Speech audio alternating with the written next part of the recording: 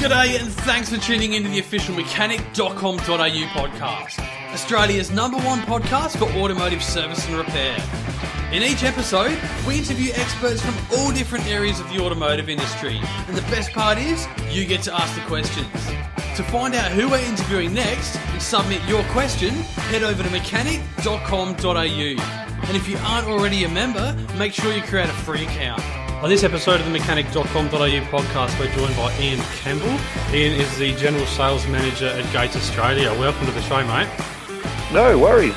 Thanks for the opportunity, Ryan. Appreciate the chance to speak with you. Glad to have you here. Now, do you want to start off by telling us a bit about your role over at Gates? Sure. Yeah. No. Interesting, mixed and varied day here. So my role oversees sales for the automotive aftermarket. Also oversees our product management team and vehicle application research team. So you know the full gamut, I suppose, of what we do for automotive. But the biggest part of what we do is to look at the vehicle application. So it's about getting that cataloguing right and getting the application data right for our customers. Sure, no doubt that's a tricky job. Well, it's one of those things that's it's very time consuming, and it's one of those things that it's probably a bit of a thankless task because again, you spend lots of time. We need to be 100% right before we publish any information. So it's one of those things, but we spend a lot of money and a lot of time doing it. Absolutely, I know it's frustrating being on the workshop floor. There's nothing worse than waiting for a part and getting it in and it doesn't fit. So I think that it fits first time is really imperative. Absolutely. And look, the car park's getting more and more diverse by the day. So we've got Australia's got vehicles from every part of the world in it now. So it's I think it's now the most diverse vehicle car park in the world. Yeah, so don't we know it? Okay, yeah. So as you're probably familiar with, we throw open to the Mechanic.com.au community for questions prior to the podcast interviews. So we'll just jump straight into them if you're happy with that. Yeah, more than happy with that. Excellent. Thanks. All right, the first one here is from Costa Car. Costa asks, what is the correct bleeding procedure for hydraulic timing belt tensioners prior to fitment, and what is the best way to prove this procedure has been done? Yeah, good question, and thanks, Costa, for that question, and the community, of course. So, look, whilst it's not common, it's not an everyday thing, there is a possibility that you'll see an air leak into the fluid chamber of the tensioner, and usually, it's in transport or where it's been in storage for some period of time. So the air will bleed will bleed out during operation. However, it's a really complex system, and it's important that the critical nature of the timing system. It only takes a split second for the system to lose timing. So, whilst it doesn't happen every day, it's potential for catastrophic engine damage is there if you don't do it. So to make sure there's no air in the fluid chamber, we recommend that you bleed the procedure. The recommended bleeding procedure is carried out. So it's vital to start off with. Don't remove the securing pin until the tensioner is properly secured in a vice or a C-clamp or something like that. So what you do, hold the tensioner in the vertical position, piston facing upwards, gently secure the tensioner, just in that vice or C-clamp in that position. Remove the securing pin and allow the piston to fully extend. Gently compress the piston until, with your clamp, don't force it. So if you actually find that you've got to force it, you can actually damage it quite easily. So if you repeat this 3 times, and typically you need to do that each compression cycle in about under a minute, and you'll find that on the final compression stage, reinsert the securing pin, remove the tensioner, and then you can proceed with the servicing of the timing belt system. So the piston will actually be in a really firm state when that procedure's been implemented. So that's kind of how you know that it's been done properly as well. So there is a technical service bulletin that we publish. It's available to anyone that's got access to the internet. So happy to make that available. Have a look and download it and read your way through it. Sure. I think we have published that one before, but we'll link it up alongside this podcast for those that are interested, and you can also find that on the Gates Australia website. So that gives us a very concise rundown of what we need to be doing. So thanks for that, Ian. No problem. The next question we've got here is from another one of our community members, Trent Martin. Trent recalls that a representative from Gates on one occasion talking about it being okay for water pumps to weep. What might have this rep been referring to there? Sure. Good question, Trent. So, look, most mechanical or pretty much every mechanically driven water pump has a weep hole, and it may leak a little bit after first installation. So to see a little seepage from the weep hole is normal with a new pump. So essentially what it is, it's a mechanical seal. So that mechanical seal just has a break-in period. Normally it's about 10 minutes of operation for that seal to properly bed in and seal itself. However, look, if you see seepage a few days after you've replaced the pump, or you notice there's pronounced seepage or a large amount of coolant, then you've probably got a problem that we need to investigate a bit further, and it might, indicate some other failure of the pump or issues. So one of the things around cooling systems, and obviously pumps, but other parts of the cooling system as well, is contaminated coolant. And usually, if your coolant's got any contamination in it, and often that might be from tap water or something like that, you'll end up with abrasive particles. Even sometimes engine oil can affect the things like seals. So just make sure that you flush the system properly, and we've got good clean new coolant in the system, and that way then you won't have any abrasive particles there. Also, don't ever run the pump dry, so even for a few seconds. So the seal actually relies on the coolant as a lubricant, and running it dry will damage the seal. So any leakage from the weep hole after the break-in period means the water pump really should be replaced. So essentially it's important to make sure you flush the cooling system before you put a new pump, so that way then we're confident that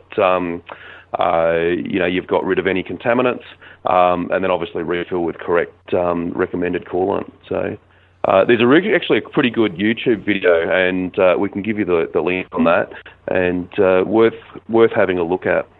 Yeah, absolutely. We'll post that up in conjunction with this podcast also, given that it's relevant. And yeah, that is quite an interesting video regarding warranty claims and what have you. So I think especially with the water pump there, like you're saying, that it does need the water or coolant to lubricate it. If you're going to go and start an engine on that dry seal, it's essentially going to tear the face of that seal in some way by not having any lubrication there. Is that right? Absolutely, yeah. Look, it's a really complex material, so it's not like an oil seal, so because you obviously are trying to keep water out. So the seal itself is quite a complex nature and requires correct coolant. And again, even water, just plain tap water without the inhibitors and so on that's in the recommended coolant could damage that seal. Sure. Now, it seems that the trend that we're slowly moving from the timing belt outside the engine. The next question is to do with drive belts. So the question is, why do some drive belts come as a matched pair? And the question is, aren't they all the same length? If what's stamped on the belt is the length, shouldn't they be exactly the same? Yeah, no, really good question again. Thanks, Ryan, and to your member there who put that forward. So, look, drive belts are often used for different applications.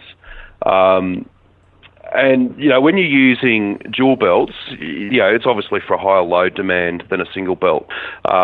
What happens, though, is, for optimum performance, we really want both belts to be sharing the load equally. And for that to happen, both belts have to be exactly the same length. So if the belts have even any slight difference in length, then the shorter belt essentially will be carrying most of the load. So it'll wear out significantly faster. So the reason that they do vary in length is around the manufacturing process. So even if we manufacture in the same facility, using the same equipment, same materials, whatever, we see some variation during the curing stage, and that curing stage, the process it can be affected, from environment more than anything else. So air temperature, humidity, moisture can influence the finished belt's length. So while we have really tight tolerances on a belt, even within those tolerances for a dual belt, we really want to make sure that we match them properly. So to make sure that we do offer those belts in equal belt lengths, we match them so they're manufactured from the same drum, same time, and they come through that process at exactly the same time. So, essentially you don't want a belt that was manufactured last week put in with a belt that was maybe 6 months old. And that way that'll eliminate any variance and the product will be, so close in length that they'll share that load equally. Sure, it's amazing that there's such a like a granular difference in manufacturing can make such a big difference to the tension of the belt. So it's good to know that they are sort of manufactured to that stringency, so that you're not going to have one that's going to wear out quicker than the other. Absolutely, and look, most importantly, if it's things like engine-driven fans, particularly on a truck or something like that, you've got some fairly high horsepower going through those belts. So you really want to make sure that you're getting the best performance and best service life. There you go. That answers that one. So the next question we've got here, we had a post the other week on the mechanic.com.au private Facebook group where a technician was having an issue with the drive belt flapping around. After experimenting with different belt lengths, brands, the problem turned out to be the overrunning alternator pulley or clutch pulley. So should these pulleys be replaced at a certain interval? And is it okay to replace these with fixed pulleys as some aftermarket alternators often do? Yeah, really, really good question, and it's something that you're going to start to see more and more of. So the overrunning alternator pulley is something that we're seeing more and more from an OE level, but from a high level, on your accessory belt drive system, so we term ABDS, we strongly recommend that you replace all of the components at the same time. So, and that includes the overrun alternator pulley. So when you're doing the job, obviously look at the belts, but look at the whole system. So the whole point of the alternator overrun pulley is to reduce the load that's placed on the belt and associated components. So what tends to happen is, when the pulley fails or begins to fail, you'll see adverse effects with your tensioner. So, with that whole system, it's exposed to a whole lot of fluctuating loads, and the whole, what will happen then is the belt will begin to flap. So what's happening is those overrun pulleys are designed that it allows the alternator to freewheel or overrun when the engine decelerates. So you'll see that a lot if you drive a vehicle with some of the modern transmissions, they change speed very quickly, and there's the mass in the belt and the flow and the drive pulleys actually don't change speed that quickly, and the system needs to overrun. So that's why you can't put a standard pulley on. So essentially, the pulleys come in two types as well. So one clutches, it'll rotate freely in one direction and lock immediately in the other. So a little bit like a ratchet, but you won't feel a ratchet noise.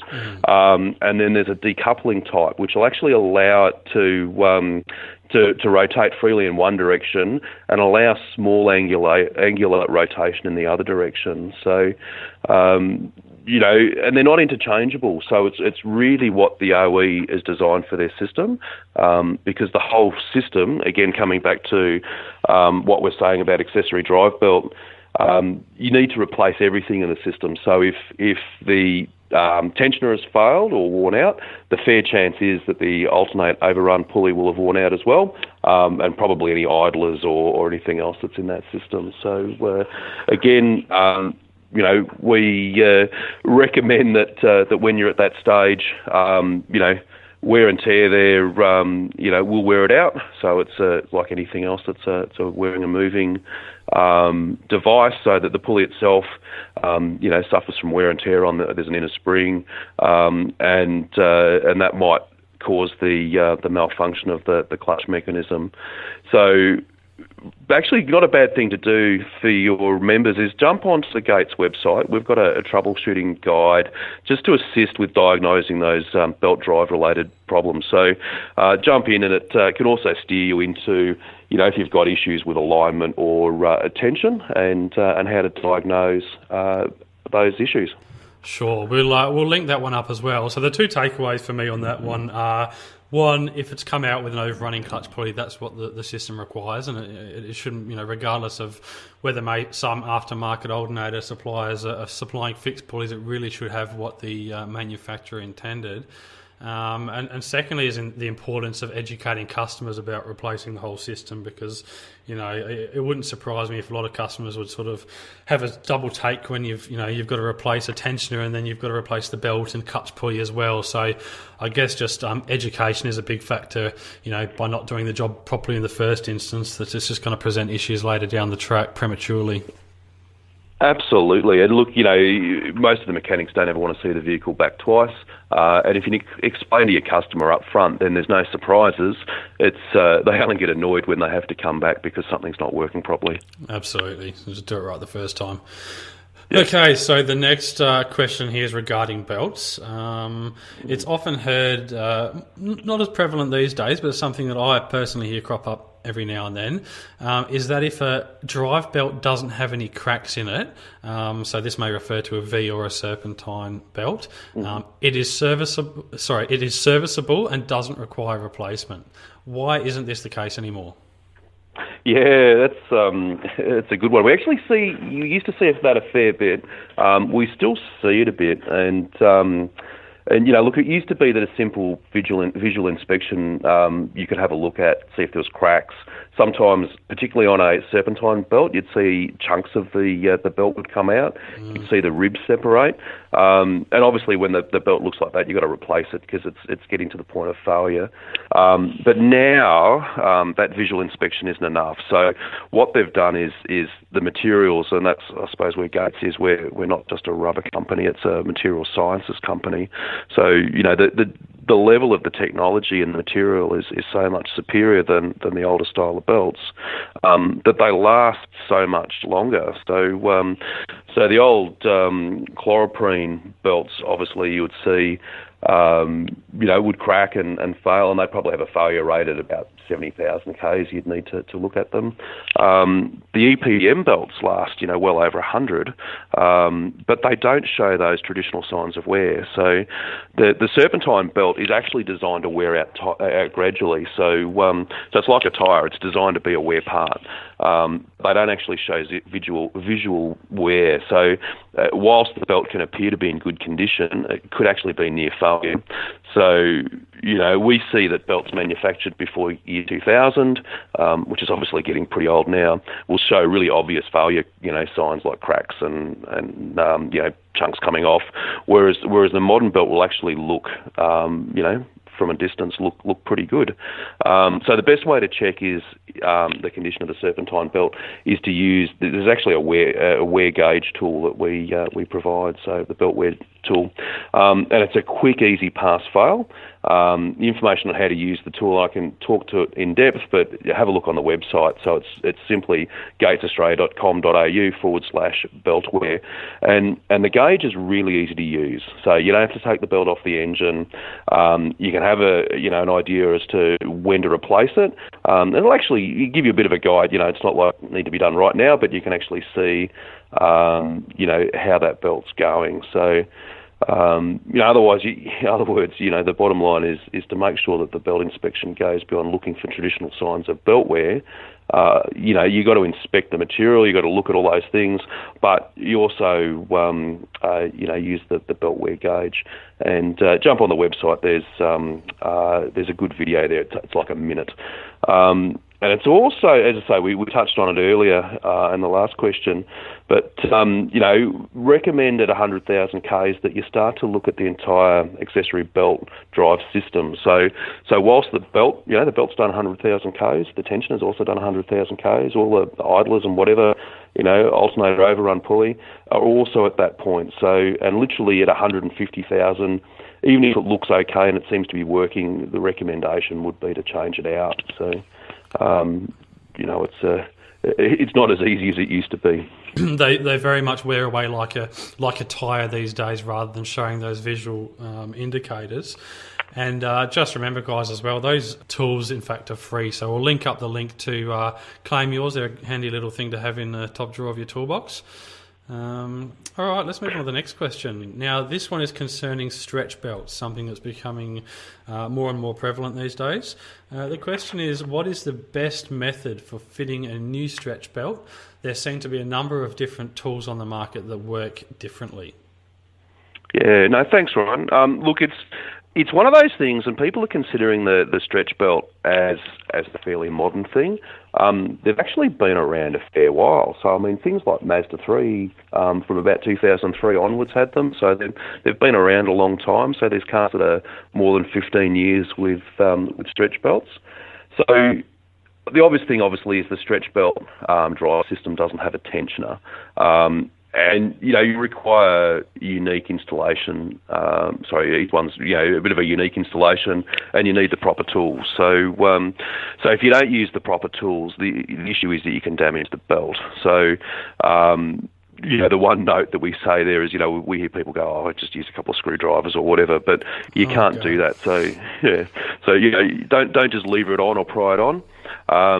You do need to use the right tools for a reason. So, in short, if you do try and put it on with a screwdriver, you'll probably end up kinking the belt, and that'll be a failure. So we offer universal and some application-specific tools, and they're, where it's difficult to install or where there's a high risk that the belt could be damaged. So, the universal tools cover a wide range of applications. So, we pack them in a sturdy box, and the tool is designed with 3 bolts. It actually bolts onto one of the pulleys and helps guide the belt on properly. And it's a safe way of doing it. You're not going to have a screwdriver in the back of your hand or whatever. So we've also developed engine-specific stretch fit installation tools.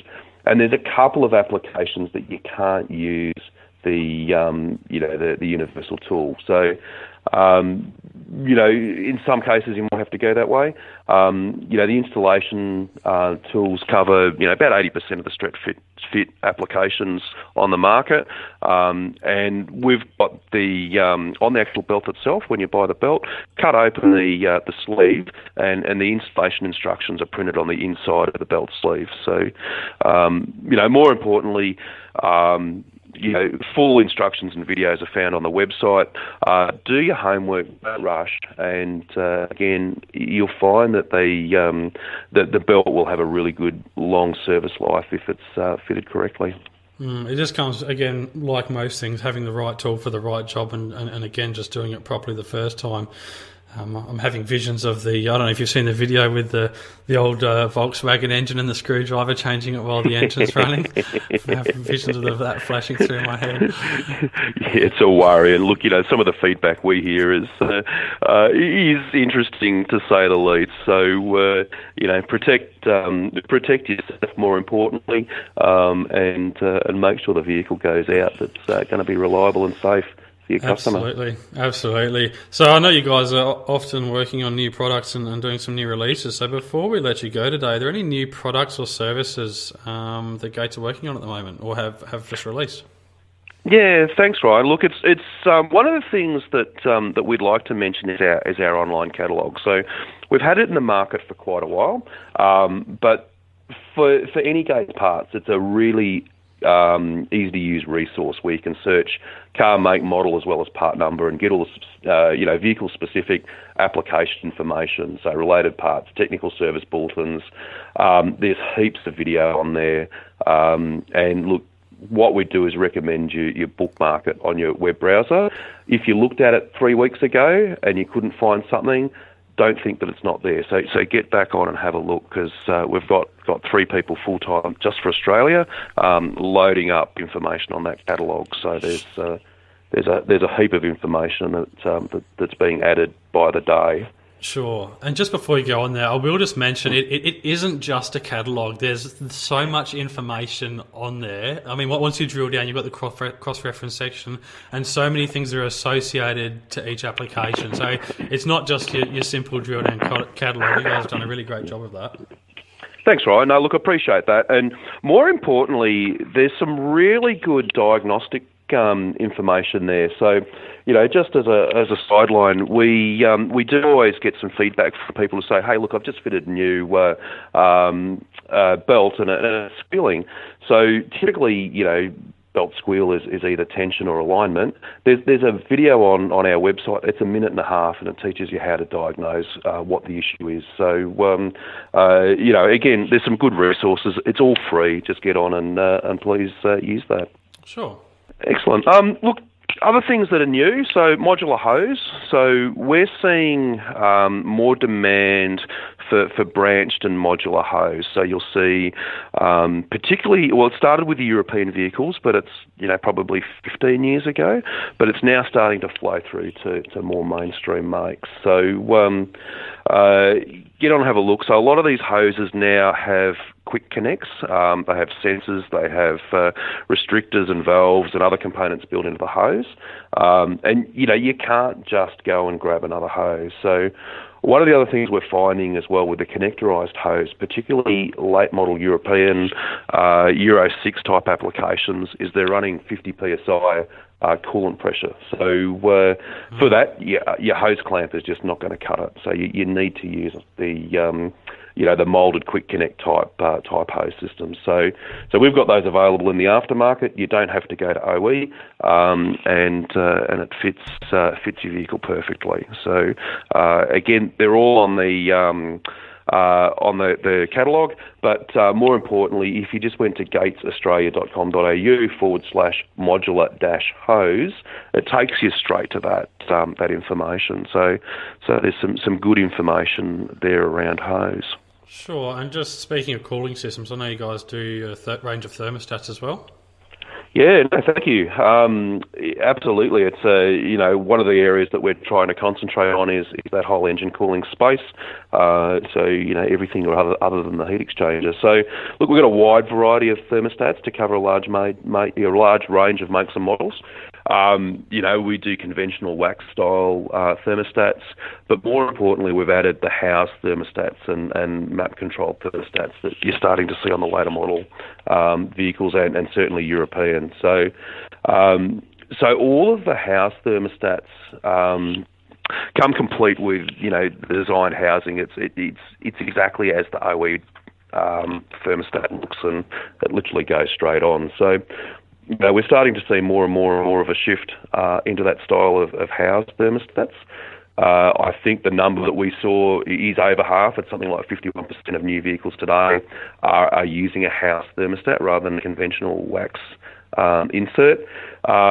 And a lot of that's being driven around emission standards. So there's demands on the vehicle to come up to operating temperature really fast, and that's not just for people in Melbourne. So a heater works fast when you head back out of your driveway at 6 o'clock in the morning.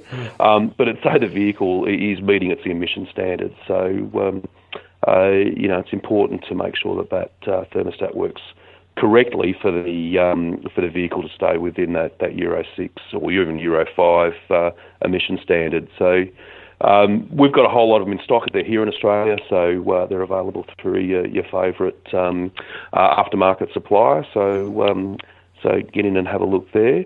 And we've also complemented that range with map controlled. So really that's the next stage is we're seeing rather than the thermostat making a decision when to open and when to close by the coolant, the temperature of the coolant that it sees in the thermostat. The thermostat is being driven by sensors around the engine management. So there'll be sensors in the block, sensors in the exhaust, sensors in inlet manifold, and sensors in the radiator. And some of the more modern thermostats actually turn parts of the flow onto different parts of the system earlier. So the inlet manifold might be preheated before you get hot water for the heater. So again, it's worth jumping on the Gates website. What we do is make sure that whatever we offer is identical in operation to the OE. So again, the vehicle operates as it should. Absolutely, and I think you've also got some further materials regarding this one as well. So we'll link them up as well alongside the podcast. There's been quite a few interesting topics you've touched on here. I know two that are quite popular that come up over and over again are around timing belt tensioners as well as the overrunning clutch pulleys. So I think we've explained those two very well. So thanks for giving a nice concise explanation on those. And it's also just interesting as well, often when we do these interviews, just seeing the contrast of how the vehicle, not just the market of vehicles, but how technology has changed over the years. We're talking about, ECU-driven thermostats and different materials and belt compounds. And, it's the automotive industry is such a different world today as it was, even 5 years ago, but 10 and 15 it's really just interesting to see. I'm sure you agree with me on that one. Yeah, thanks, Ryan. Look, I think plenty of us cut our teeth on six-cylinder red motors, but the world's a whole lot different these days. Absolutely. Well, thanks very much for taking time out of your day to have a chat to us, Ian. It's been a very interesting podcast, and hopefully we can catch up with you again later in the year. I appreciate the opportunity and happy to help. And please, if any questions, if people want to forward them through, we'd be happy to take them on. Feel free to also poke around the website. Spend a bit of time. There's a heap of really useful resource for you there, and it's all free. Excellent, Ian. Thanks again. No worries. Thanks, Ryan. Talk to you, mate. Soon. Bye. Thanks for listening. We hope you enjoyed this episode of the Mechanic.com.au podcast. If you know anyone who might also get some value out of this episode, make sure you hit that share button. Keep your eyes peeled for the announcement of the next Mechanic.com.au podcast to find out who we're interviewing and how you can get your questions answered. See you next time.